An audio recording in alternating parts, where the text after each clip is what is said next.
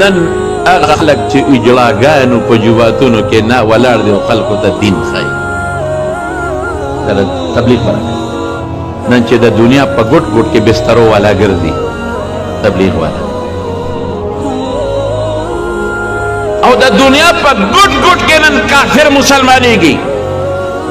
او نن خلکو ګیرې پرېښودی او نن خلکو تسبیح لاس کې راواغېشتې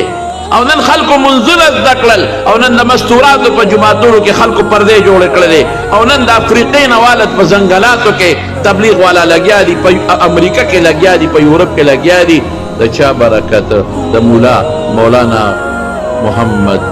الیاس رحمت الله علیه د چا بچی دی د شیخ الهند مولانا محمود حسن بچی دی روحانی دا د دیوبند کمال دی نن چې بسترې په اوږه په اوږه روانې دي او نن خلک دلادل روزي تبلیغ پسې او نن ځای په دې خلکو ګیرې پرېښودی او نن نشیان نن هغه خلک چې اجلاګانو په جوماتونو کې نه ولاړ دي او خلکو ته دین ښایي دا تبلیغ برکت بد به نه وایه تبلیغ دا تبلیغ برکت دا د دیوبند برکت دا د مولانا الیاس رحمت الله علیه برکت داسې خلک داسې کورونو کې ما صاحب په دارالعلوم نعمانیه کې موږ سره تقریبا کم و بیش 1000 طالبان به سږ کال د دورې حدیث فارغېږي او په دارالعلوم حقانیه کې 1500 1400 دي که 1600 بد فارغېږي سږ کال الحمدلله نو ما دلته کې طالبانو ته وې مې بچې تپوس ته نه کوم مې تاسو به هغه کسان ما ته خلک وایي تبلیغ او تبلیغ وورئ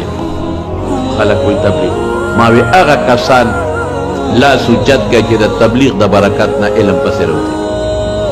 یا پلار تبلیغ له تللی دی بچی یې رایستی دی یا نیکه تللی دی یا تره تللی دی او بچی یې تبلیغ له رایستی دی مې هغه لاس اوچت کړه یاره تقریبا 85% هلکانو لاس اوچت کړه چې موږ د تبلیغ په برکت علم ته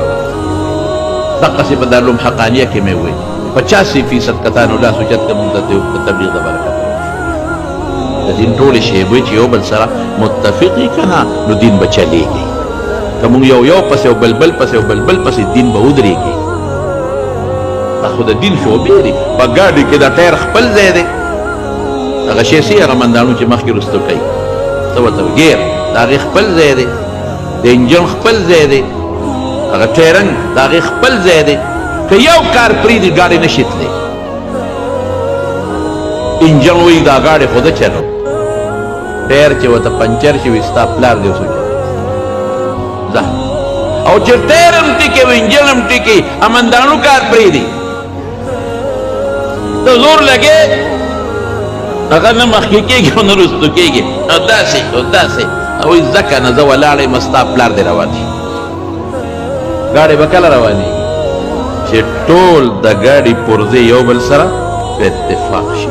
کله به روانېږي دقه رنګې د دین ډېرې شعبې دي چې دا ټول یو بل سره په اتفاق د رسول الله معدین به چلېږي دا د تبلیغ برکت دی ها نن چې